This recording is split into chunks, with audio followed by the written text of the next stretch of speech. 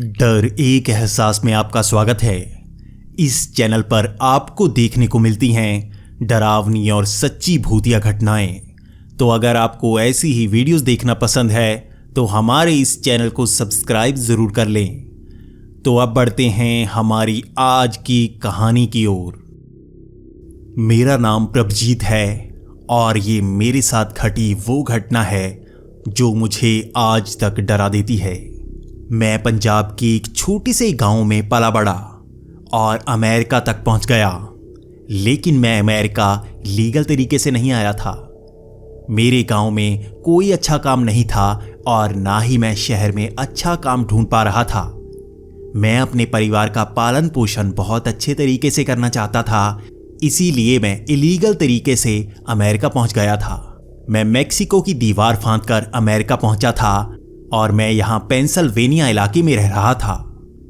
यहाँ पर मुझे बहुत ही अच्छा काम भी मिल गया था और मैं थोड़े थोड़े पैसे अपने परिवार को भी भेज रहा था। ये मेरे लिए अच्छा था। शायद इस तरीके से मैं यहाँ पर सिटीजन कभी नहीं बन पाता, लेकिन मैं पैसे तो अच्छे कमा रहा था। मैंने सोचा हुआ था कि मैं यहाँ पर 5 से 10 साल काम करूँगा, काफ़ी ज़्यादा पैसे कमाऊँगा और वापस चला जाऊँगा। लेकिन मैंने कभी नहीं सोचा था कि मैं ऐसा कुछ भुगतूंगा जो मैंने भुगता। मैं यहाँ पर एक स्टोर पर काम किया करता और ज़्यादातर सबसे कम ही बात करता। मैं किसी को ये नहीं बताना चाहता था कि मैं इलीगल तरीके से यहाँ रह रहा हूँ, क्योंकि अगर पुलिस वालों को पता लग जाता तो वो मुझे डिपोर्ट करके भारत भेज देते। वैसे भी मैंने अपना पासपोर्ट फाड़ दिया था ताकि अगर मैं पकड़ा भी जाऊं तो उनको ये पता ना लगे कि मैं भारत से आया हूं और मैं यहाँ पर कुछ महीने जेल में रहकर बाहर निकल आता। लेकिन मैंने कभी नहीं सोचा था कि मेरे साथ ऐसा कुछ होगा। मैं जब स्टोर पर काम कर रहा था तो वहाँ पर 3-4 गोरे लड़के आए। वो सामान को अपनी जेब में भरकर बाहर की तरफ जा रहे थे और मैं उन्हें रोकना चाहता था। मैं वहाँ पर काम तो करता था, इसी के साथ वो मेरे अंकल का स्टोर था और मैं अंकल का कोई सामान चोरी नहीं होने देना चाहता था, इसलिए मैं उन सब से भिड़ गया। उनसे मेरी काफ़ी हाथापाई हुई और मैंने उनको काफ़ी घूंसे मारे, लेकिन संख्या ज़्यादा होने के कारण उन्होंने मेरी काफ़ी अच्छी तरह से पिटाई कर दी थी। लेकिन यहाँ पर एक गड़बड़ हो गई। इस पिटाई को कई लोगों ने देखा और वो मुझे बचाने आ गए। इसके बाद एक बंदे ने पुलिस को कॉल कर दी थी। अब वहाँ पर पुलिस आ गई थी और वो मेरा बयान ले रही थी। इसी के साथ पुलिस वाले ये भी जानना चाहते थे कि मैं कौन हूँ और कहाँ से आया हूँ। इस बात का जवाब मैं नहीं दे सकता था और मैं उन्हें गलत ही बताना चाहता था, लेकिन शायद वो इस बात को पहचान गए थे कि मैं गलत तरीके से अमेरिका में रह रहा हूँ, इसलिए वो मुझे भी दोषी मान रहे थे। मैं उन्हें ये बिल्कुल नहीं बता रहा था कि मैं भारत से आया हूँ, इसीलिए शायद उस गुनाह का बोझ मुझ पर भी डाला जा रहा था। पुलिस वालों ने उन चोरों को तो नहीं पकड़ा, लेकिन वो मुझे पकड़कर जेल में ले गए। ये मेरे लिए मुश्किल की बात थी, लेकिन मुझे ये पता था कि मुझे 10 से 15 दिन ही वहाँ पर रखा जाएगा, लेकिन 10 से 15 दिन निकालने के बाद मुझे बाहर छोड़ दिया जाएगा। तब शायद मेरा कोई ना कोई काम बन जाए या यहाँ पर मुझे वर्क परमिट मिल जाए।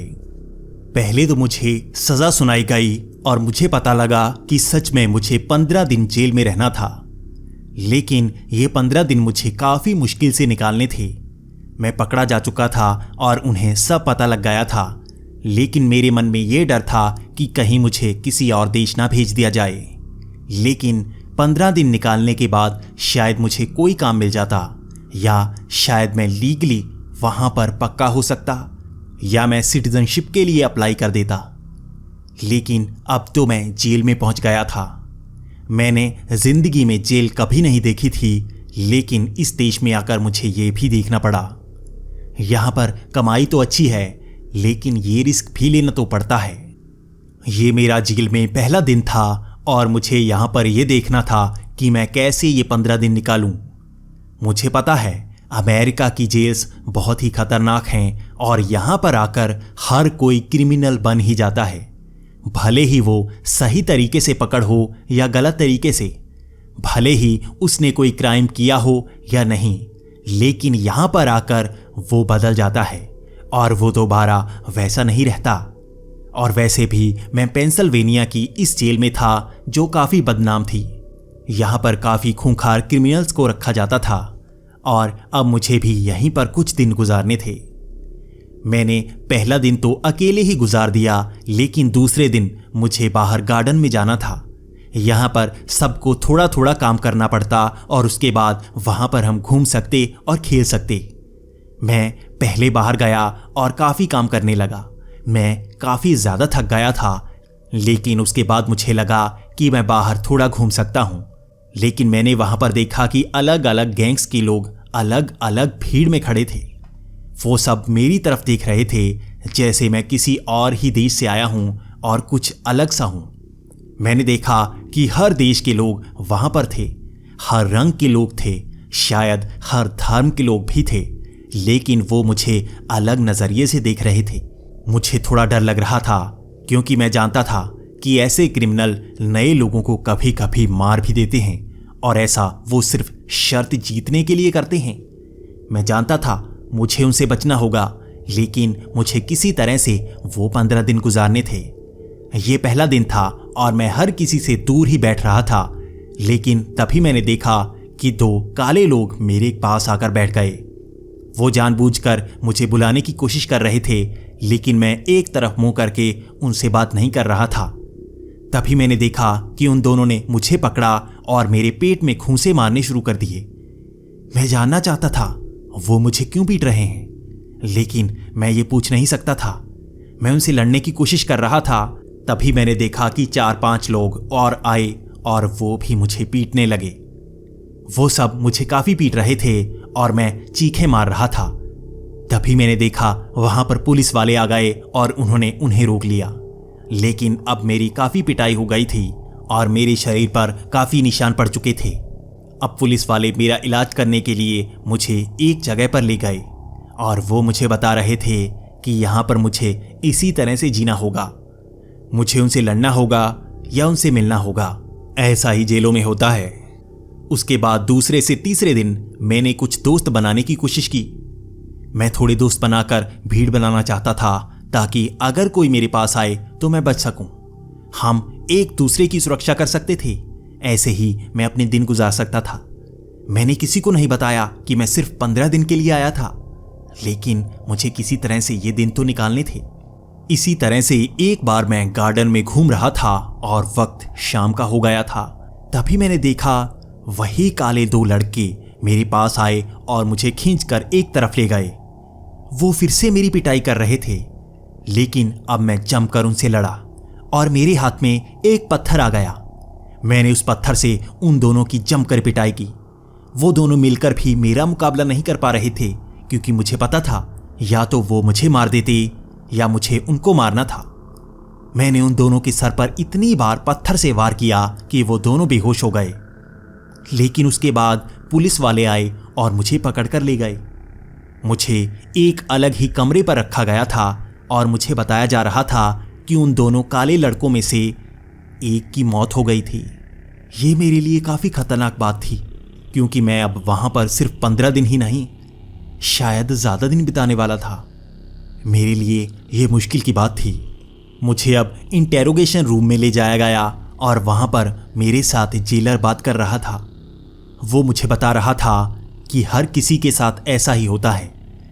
ये इसी तरह से नए लड़कों को परेशान करते हैं, लेकिन तुम पहले हो जिन्होंने इनमें से किसी एक को मार दिया हो। वो सब तुमसे डर रहे हैं और शायद हो सकता है तुम्हें अब जान से मारने की कोशिश करें। वैसे भी तुम्हारी सजा को बढ़ाया नहीं गया है। तुम्हारे लिए एक ऑप्शन रखी गई है, या तो तुम पीछे वाली काली कोठरी में 3 दिन बिता लो, या तुम्हें यहां पर 1 साल और बिताना होगा। अगर तुम वो 3 दिन बिताते हो तो तुम्हें 15 दिनों में छोड़ दिया जाएगा, लेकिन अगर तुम उस काली कोठरी में नहीं जाना चाहते तो तुम्हें यहां पर पूरा का पूरा 1 साल बिताना होगा। मैंने मन बना लिया था कि मैं उस काली कोठरी में 3 दिन रहूंगा, इसीलिए मैं 15 दिनों में बाहर आ जाऊंगा। मैंने जेलर को बता दिया था कि मुझे अब उस काली कोठरी में ही रहना था। इसे बताकर मैं बाहर आ गया था। जब मैंने बाहर आकर बाकी कैदियों को बताया जो मुझे जानते थे, तो वो मुझे कहने लगे कि मैंने बहुत बड़ी गलती कर दी है। उस काली कोठरी में जो भी गया वो वापस कभी नहीं आया। वहां पर ज्यादातर 30 दिनों के लिए लोगों को भेजा जाता है और कोई भी जिंदा वापस नहीं आता। तुमने 3 दिन के लिए हां कैसे कर दी? लोगों का मानना है वो काली कोठरी शापित है। वहां पर इतने लोगों की मौत हो गई है कि उन सब की आत्मा वहीं पर घूमती है और जो भी वहां पर आता है वो उसे वापस जाने नहीं देते। मेरे मन में भी अब यही ख्याल आ रहा था कि क्या मैंने बहुत बड़ी गलती कर दी है? क्या मैं वहां से बच पाऊंगा? लेकिन मैंने हां कर दी थी और मुझे वहां से बाहर निकलना था और इसी कारण मुझे उस काली कोठरी में जाना ही था और अब वहां पर जाने का वक्त आ गया था। यह 5वां दिन था और मुझे काली कोठरी में ले जाकर छोड़ दिया गया। ये एक बहुत ही छोटा सा कमरा था जहां पर ज्यादा रोशनी नहीं थी। वहां एक छेद से रोशनी आ रही थी। शायद किसी कमरे की लाइट थी वो, जो छेद के जरिए अंदर आ रही थी और अंदर रोशनी कर रही थी, लेकिन वो ज्यादा देर तक नहीं जलती और वहां पर पूरा का पूरा अंधेरा हो जाता। ये कमरा 10 बाय 10 का होगा और बहुत ही छोटा था। यहां पर कोई बिस्तर नहीं लगाया गया था और इस पूरे अंधेरे कमरे में मुझे 3 दिन बिताने थे। मैंने सोचा था कि मैं ज्यादातर सोकर ये वक्त बिताऊंगा ताकि 3 दिन जल्दी निकल जाए, लेकिन मुझे डर था इस अंधेरे में सच में कोई भूत प्रेत हैं या नहीं। मुझे सुबह 9 बजे छोड़ा गया था और लगभग 12 बजे तक मुझे कोई ऐसा एहसास नहीं हुआ जिसे मैं खतरनाक कह सकूं या भूतिया कह सकूं। मुझे यकीन था कि यहाँ के लोग शायद बेवकूफ़ हों और भूतों पर यकीन करते हों, और जो भूतों पर यकीन करता है उसी के साथ ऐसा होता है। लेकिन मैं भूतों पर बिल्कुल भी यकीन नहीं करता, इसीलिए मुझे ऐसी किसी चीज़ से गुजरना ना पड़े। मैंने तो यही सोचा था। इसीलिए 12 बजे तक मुझे कोई एहसास नहीं हुआ और 12 बजे के बाद मुझे थोड़ी थोड़ी नींद आने लगी। मैंने सोचा कि दोपहर का वक्त मैं सोकर गुजार देता हूं, उसके बाद शाम को उठूंगा और यहीं पर घूमने की कोशिश करूंगा और रात को फिर से सो जाऊंगा। पूरे के पूरे 3 दिन मैं इसी तरह से ज्यादा सोकर गुजारूंगा। लेकिन जैसे ही मैंने सोने की कोशिश की तो मुझे एहसास हुआ इतनी शांति वाली जगह मैंने कभी नहीं देखी। यहां पर तो अपनी ही दिल की धड़कन सुनाई दे रही थी और ऐसी आवाज में आप सो नहीं सकते। ऐसा लग रहा था जैसे मेरा बीपी बढ़ गया हो, लेकिन वो बिल्कुल सही था।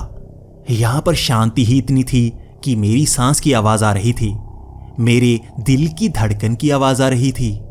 और आप यकीन कीजिए, अपनी दिल की धड़कन की आवाज भी बहुत खतरनाक होती है। मुझसे वो सुनी नहीं जा रही थी। वो बार बार धक धक की आवाज मुझे डरा रही थी और इस अंधेरे में मुझे डर लग रहा था। इसी तरह से शाम का वक्त हो गया और मुझे नींद तक नहीं आई। मैं काफी डरा सहमा सा एक तरफ बैठा हुआ था और मैं ये इंतजार कर रहा था कि यहां पर खाने को कुछ तो आएगा। सुबह के वक्त मैंने कुछ नहीं खाया और मैं इंतजार करता रहा। ना ही कुछ खाने को दोपहर को आया और ना ही शाम को। मैं ये सोच रहा था कि अगर यहां पर खाना आता ही नहीं तो फिर भी मैं 3 दिन तो गुजार लूंगा, लेकिन जिनको सजा मिलती है 30 दिन की, वो बचेगा कैसे? कुछ खाएगा पिएगा नहीं तो जिंदा कैसे बचेगा? वो एक एक मिनट एक एक घंटे के बराबर था। इतना लंबा समय खत्म होने का नाम ही नहीं ले रहा था। अब शायद ये रात का वक्त था, यह भी मेरा अंदाजा ही था। यहां पर तो कोई घड़ी नहीं थी और मुझे ये पता लग ही नहीं रहा था कि वक्त कौन सा हो गया है, लेकिन मुझे थोड़ी थोड़ी नींद आ रही थी और मुझे पता था नींद आने का मतलब है ये रात का वक्त है और पक्का ही ये रात का वक्त होगा, इसलिए अब मुझे सो जाना चाहिए। मैं जैसे ही नीचे लेटा फिर से मुझे अपनी ही धड़कन की आवाज़ सुनाई देने लगी, लेकिन अब मुझे नींद आ गई थी और मुझे सोना था। मैंने जैसे ही आंखें बंद की होंगी शायद मुझे नींद आ गई। मैं काफ़ी अच्छी नींद सोया, लेकिन जैसे ही मेरी नींद खुली तो मैंने देखा मैं बिल्कुल खुले में बैठा था। मैं किसी काली कोठरी में नहीं था, बल्कि खुले आसमान में बैठा था। मुझे लगा कि शायद मुझे बाहर छोड़ दिया गया होगा या ये कोई सपना होगा, लेकिन सपना नहीं हो सकता, ये तो सच था। मैं बिल्कुल खुले आसमान में पड़ा था। मैं वहां पर उठा और सामने चलने लगा। मैंने ये तो देखा कि ये कोई गांव नजर आ रहा है। मैंने सोचा कि मुझे उस जेलर ने किसी गांव के पास छोड़ दिया गया होगा। शायद ये उसी पेंसिल्वेनिया का कोई गांव हो। मैं जैसे ही उससे आगे बढ़ता जा रहा था तो मेरे लिए काफी हैरानी की बात हुई। ये अमेरिका का कोई गांव नहीं था, बल्कि पंजाब का गांव था। यहां पर मेरे अपने लोग घूम रहे थे। कुछ लोगों को मैं पहचानने की कोशिश कर रहा था। वो वैसे तो लग रहे थे, लेकिन काफी जवान लग रहे थे। कई लोगों को मैंने पहचान लिया था। ये वही लोग थे जो मेरे गांव में रहते थे, और मैंने पहचानने की कोशिश की। ये मेरा ही तो गांव था। ये कैसे हो सकता है? मैं इतनी दूर यहां अपने गांव में कैसे पहुंच गया? सबसे पहले तो मेरे दिमाग में यही ख्याल आया कि क्या मुझे डिपोर्ट कर दिया गया है? क्या मुझे अपने ही गांव ले जाकर छोड़ दिया गया? लेकिन ये कैसे हो सकता है? मैं सोया, उठा तो यहां पहुंच गया। तब मेरे दिमाग में ख्याल आया कि सच में उस काली कोठरी में ले जाकर सबके साथ ऐसा ही तो नहीं होता। वहां पर ले जाकर लोगों को वापस भेज दिया जाता हो, और सबको यही लगता है काली कोठरी में जाकर कोई वापस नहीं आता। लेकिन ये भी तो मेरे लिए दुख की बात थी। मैं वापस पंजाब में आ गया था। मैं ज़्यादा पैसे कमा भी नहीं पाया था और वापस आ गया था। कर्जा लेकर तो मैं बाहर गया था और मैं ज़्यादा पैसे कमा भी नहीं पाया, और जो भी पैसे थे वो तो वहीं पर थे और वहीं रह गए। मैं वापस आ गया, लेकिन कुछ तो अजीब था। ये गांव वैसा नहीं था जैसे में मैं रहता था। ये गांव तो ऐसा था जैसे बहुत साल पहले हो। लोग भी बिल्कुल जवान। मैंने अपने अंकल को पहचान लिया था, लेकिन उनकी दाढ़ी सफेद नहीं, बिल्कुल काली थी। ये कैसे हो सकता है? वो जवान हो गए थे। ऐसे ही मैंने लोगों को पहचानना शुरू कर दिया, लेकिन वो सब जैसे जवान हो गए थे। ये काफी हैरानी की बात थी मेरे लिए। मैंने वहां पर खुद को देखा, अपने बचपन को देखा। बचपन का वो लड़का मैं ही तो था, उसी नीम के पेड़ के नीचे मिट्टी के गुड्डे बनाता हुआ। ये मैं था। मैं खुद को पहचान सकता था। मैं उसके पास गया और उसका नाम पूछने लगा। वो मैं ही तो था। उसने मेरा ही नाम बताया और मैंने पास के कई लड़कों को पहचाना। ये मेरे बचपन के दोस्त थे। मैं बहुत ज्यादा डर गया था। ये क्या हो रहा था? मैं अपने गांव में कैसे पहुंच गया? और क्या मैं समय में पीछे पहुंच गया था? ये क्या हो रहा था? मेरे लिए काफी खतरनाक था और मैं काफी ज्यादा डर रहा था। मैं वहां से भागकर वापस आना चाहता था। मैं वहीं पर आना चाहता था जहां से मैं गांव की तरफ गया। मैं वहां से भागा और दूसरी तरफ भागा। मैं काफी तेजी से उसी तरफ जा रहा था जहां से मैं आया था, लेकिन मैं जैसे ही आगे की तरफ भागा तो मुझे एक और गांव नजर आया। मैं उस गांव में घुस गया, लेकिन ये और भी अजीब। ये भी मेरा ही गांव था और यहां पर अब लोग थोड़े बदल चुके थे। मैंने फिर से खुद को देखा। अब मैंने खुद को बचपन में नहीं, जवानी में देखा था। ये मैं ही तो था 15 साल पहले का। लेकिन ये हो क्या रहा है? मैं समय में आगे पीछे हो रहा हूं। मुझे सब कुछ नजर आ रहा है। ये क्या हो रहा है? मैं काफी ज्यादा डर गया था और मैं एक जगह पर बैठ गया। मैंने सोचा मैं सबको सच बता दूं तो क्या मैं इससे बाहर निकल सकता हूं? क्या सच में मैं समय यात्रा कर सकता हूं? मैं ऐसे ही भागकर अपने घर की तरफ गया। मुझे लगा मैं घर में सबको बता दूंगा तो वो मुझ पर यकीन कर लेंगे। मैं भागकर अपने घर पहुंचा और वो सब मुझे देखकर हैरान थे। वो कह रहे थे मैं बड़ा कैसे हो गया। मैं खुश था, मैं सबको गले लगा रहा था। लेकिन तभी मैंने देखा कि गांव में आग लग गई। वो आग मेरे घर में भी लगी थी और मैं वहां से भागना चाहता था। मैंने सबके हाथ पकड़े और सबको कहा कि बाहर निकलो, ये आग कैसे लग गई। लेकिन वो सब कह रहे थे हम नहीं जा सकते, तुमको जाना होगा। क्यों? वो क्यों नहीं आ सकते? शायद वो इस आग में जल जाएं, मैं उनको बचा सकता हूं। उन्हें बाहर आना होगा, ऐसे तो वो मर जाएंगे और हो सकता है इतिहास बदल जाए। मैं डर रहा था। मैं उस घर से बाहर निकला और मैंने देखा वो पूरा का पूरा गांव जल रहा था। लोग जल रहे थे। मेरे अपने परिवार वालों को आग लगी थी। मैं डर रहा था। मैं रोता रोता वहां से बाहर भागा और फिर से उसी जगह पर भागा जहां से मैं आया था। मैं वापस उसी काल कोठरी में जाना चाहता था। ये क्या हो रहा था?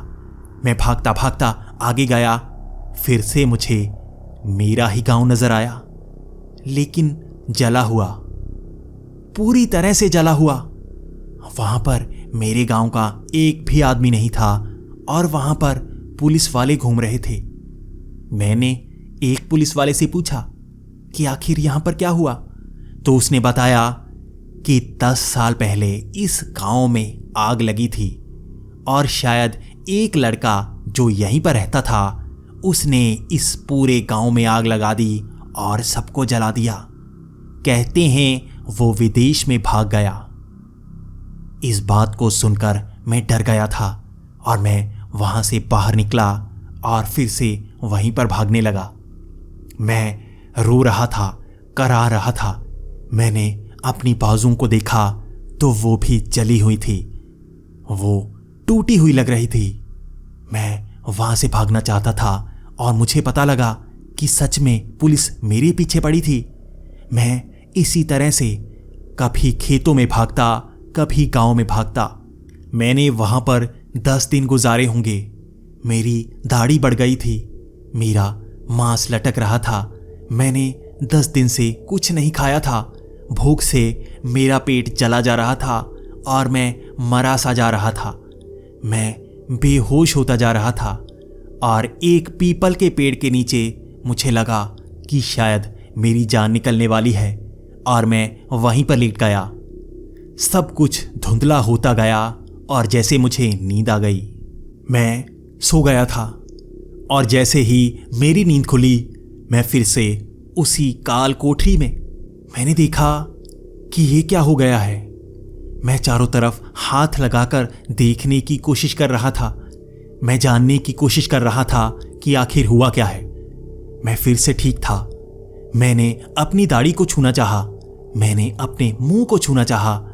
मैं ये देखना चाहता था कि क्या सब बदला है। मैंने देखा मुझे इतनी ज्यादा भूख नहीं लगी थी जितनी उस गांव में लगी थी। मैंने इससे ये अंदाजा लगाया कि अभी एक रात ही निकली है।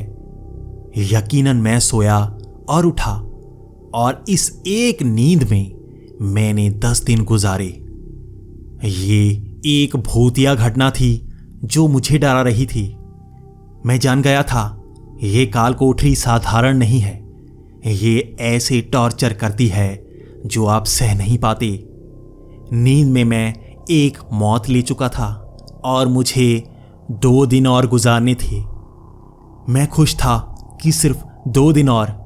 कहीं मैं 30 दिनों के लिए यहां पर आता तो क्या होता। मैं ये जानता था कि मुझे ये 2 दिन जागते हुए गुजारने हैं और मुझे सोना नहीं है। अगर मैं सोया तो मैं गया।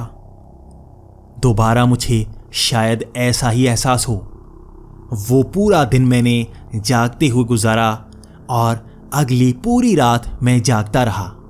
मुझे पता था मैंने 2 दिन गुजार दिए हैं, एक ही तो दिन बचा है। यहां पर ना तो खाना आ रहा था ना ही पानी आ रहा था।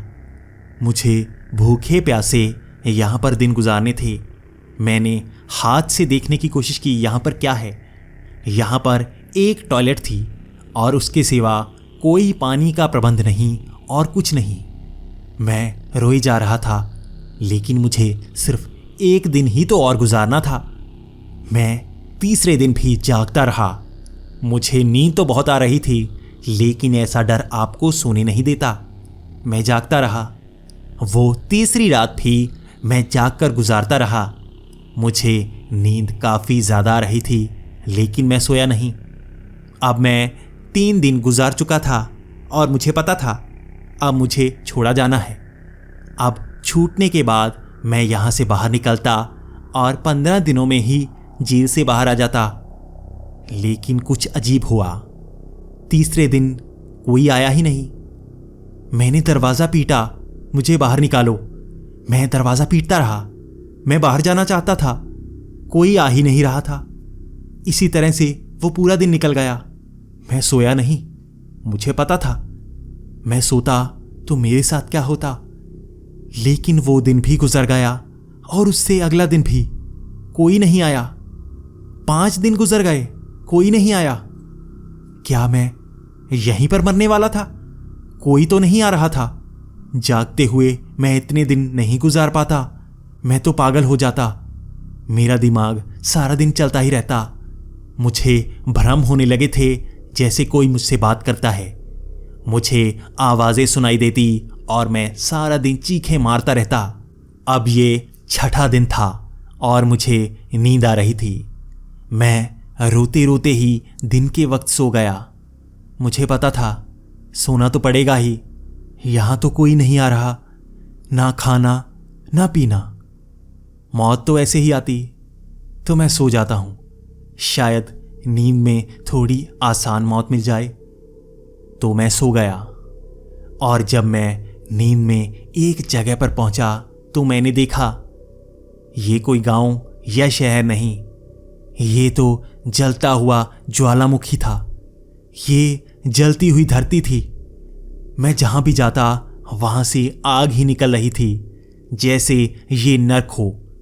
मेरे पांव की ज्योति जल गई थी और जैसे ही वो जली मेरे पैरों में छाले होने लगे। जलती हुई धरती पर चलना कितना मुश्किल होता है और कितना दर्दनाक, मैं आपको बता नहीं सकता। मैं गिरता तो मेरे हाथ भी जलते, लेकिन मैं पांव से चलकर जाता कहाँ। ना कोई पेड़ ना कोई पत्थर, वो जलती हुई रेत की तरह बनी धरती। मैं चलता गया, चीखता गया। वो पूरा दिन ऐसे गुजरा और इतना दर्द कोई कैसे सह सकता है। मैं वहां पर गिर गया और जैसे मुझे नींद आ रही हो और मैं मर रहा हूं, ऐसे वहां पर एक दिन निकला।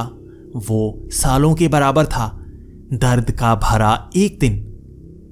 मैं जैसे ही उठा तो मैं फिर से उसी काली कोठरी में था। मुझे एहसास था कि इसी तरह से यहाँ पर हर रोज होता और मेरी मौत होनी ही थी। लेकिन मैं सो चुका था, तो मैंने सोचा कि मैं कोशिश करूँगा 1 से 2 दिन मैं ना सोऊं। लेकिन 2 दिन तक मैं ना सोया, फिर भी वहाँ कोई नहीं आया। प्यास की इंतहा हो गई थी और शायद मैं मरने वाला था। वहाँ पर पानी नहीं था।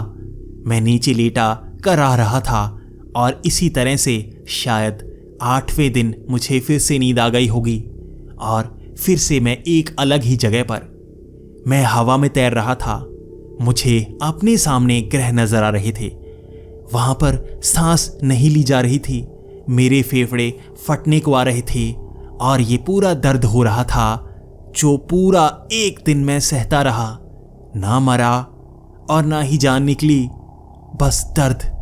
ना मैं बेहोश हो रहा था, वो दर्द मुझे चीरता जा रहा था। वो पूरा दिन ऐसे ही निकला। बाद में मैं मर गया हूँगा। मेरी जान निकली और मैं जैसे सो गया। फिर से मेरी नींद खुली। मैं उसी काली कोठरी में। मैं जान गया था ये काली कोठरी कोई साधारण कोठरी नहीं है। ये मुझे पागल बना देगी या मुझे मार देगी, लेकिन मैं खुद नहीं मरूंगा। अगर मुझे मारना है तो कोई और मारेगा, मैं तो नहीं मरने वाला। इसी तरह से मैं वहां बैठा रो रहा था और मैंने देखा कि दरवाजा खुला। कोई आया। मेरे सामने पुलिस वाला खड़ा था और मैं भागकर उसके गले लिपट गया।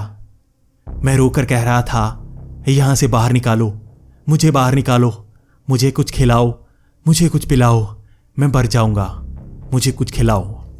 वो पुलिस वाला मुझे फिर से इंटेरोगेशन रूम में ले गया। तब मेरे सामने वो जेलर बैठा था। वो मुझसे पूछ रहा था कि क्या हुआ, तुमने ये 3 दिन कैसे गुजारे? मैं हैरान और परेशान। 3 दिन? मैं तो हफ्ते से ऊपर से अंदर पड़ा हूं, मुझे नहीं पता कितने दिन। और वो सपने कितने दिनों के होते हैं? मैं इतना दर्द नहीं सह सकता, मैं वहां दोबारा नहीं जाना चाहता। तो वो जेलर बता रहा था, तुम वो इकलौते इंसान हो जो उस कोठरी से बाहर आए हो। तुम हमें बता सकते हो वहां पर क्या होता है? वहां पर कोई जाकर वापस क्यों नहीं आता? और 30 दिन की सजा इतनी लंबी कैसे होती है?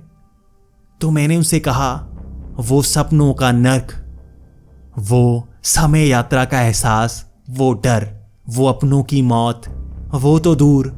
आप तो वहां खाना और पानी तक नहीं देते, कोई जिंदा कैसे रह सकता है? तो वो जेलर ने कहा, तुमने देखा नहीं, जब दरवाजा खुला तुम्हारा पैर जिस पर पड़ा था वो प्लेट थी जो हर रोज तुम्हारे कमरे के अंदर भेजी जाती। उस पर ढेर सारा खाना होता, उसी के साथ एक जग जिसमें बहुत सारा पानी होता। हर रोज दरवाजे के अंदर नीचे वाले रास्ते से भेजी जाती। वो दिन में 4 बार भेजे जाते।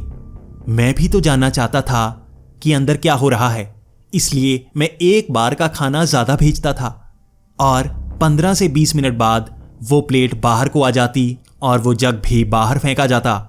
तुम खाना खाते, पानी पीते और उनको बाहर फेंक देते। हमने कभी सवाल नहीं किया। लेकिन आज तुम कह रहे हो तुमने ना खाना खाया ना पानी पिया। मैं उनको कह रहा था, पहले मुझे पानी पिलाइए, 3 दिन से मैंने पानी नहीं पिया, मेरा गला सूखा जा रहा है। मेरे सामने पानी रखा गया और मैं पूरा एक जग भर के पी गया। और मैं उनको कह रहा था कि अंदर कुछ ना कुछ तो है, कोई पारलौकिक शक्ति जो जिंदा नहीं रहने देना चाहती, वो मार देती है। और जिस खाने की बात कर रहे हो वो मैंने नहीं खाया, वो पानी मैंने नहीं पिया। मैं बस वहां से बचकर आ गया था। और इसी तरह 15 दिन मैंने आसानी से गुजारे। उस नर्क में 3 दिन जो शायद बहुत लंबे थे, गुजारने के बाद वो 15 दिन बहुत कम थे। मैं वहां से बाहर आ रहा था और वो जेलर बार बार मुझसे पूछ रहा था कि क्या सच में इस काली कोठरी में ऐसा ही होता है? तो मैं बता रहा था, बिल्कुल सच। तो वो जेलर बस यही पूछ रहा था कि अगर तुमने वो 3 दिन तक खाना नहीं खाया ना पानी पिया, तो अंदर वो कौन है जो खाना खाता था और वो पानी पीता था? वो कौन है? तो मेरा एक ही जवाब था, आपको उस काली कोठरी के अंदर जाना होगा, खुद ही देखना होगा, आप भी जान जाएंगे वहां क्या है।